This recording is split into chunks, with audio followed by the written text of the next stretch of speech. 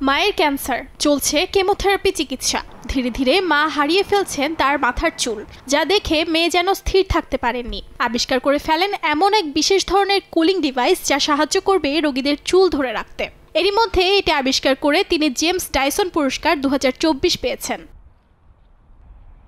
সাধারণত ক্যান্সার রোগের চিকিৎসা হিসেবে রোগীদের কেমোথেরাপি দেয়া হয়, যার পার্শ্ব প্রতিক্রিয়া হিসেবে রোগীদের সব চুল পড়ে যায়। এরই যেন সমাধান খুঁজে বের করলেন 24 বছর বয়সী আয়ারল্যান্ডের শিক্ষার্থী অলিভিয়া হামফ্রিস। অ্যাথেনার আবিষ্কারক জানান এই ডিভাইসটি বেশ সাশ্রয়ী, যা রোগীরা ঘরে বসে ব্যবহার করতে পারবেন।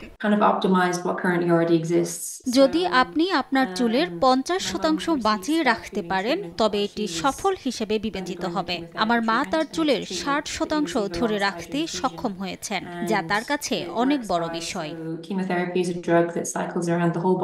কেমোথেরাপি দেওয়ার কারণে রোগীর মাথার তালুর তাপমাত্রা বৃদ্ধি পায়। এর পরিপ্রেক্ষিতে সব চুল হারাতে হয় রোগীকে। অ্যাথেনা ডিভাইসটি এক ধরনের থার্মো ইলেকট্রনিক উপাদান ব্যবহার করার মাধ্যমে পানি ঠান্ডা করে। পরবর্তীতে তা প্রবেশ করানো হয় রোগীর মাথার চামড়ার ভেতরে। ফলে তাপমাত্রা কমে যায়, যা রোগীর চুল পড়া বন্ধ করতে সহায়তা করে। এই ডিভাইসটি প্রয়োজন মতো আরও উন্নতি ও পরিমার্জন করে বাজারে ছাড়ার আহ্বান জানান অলিভিয়া।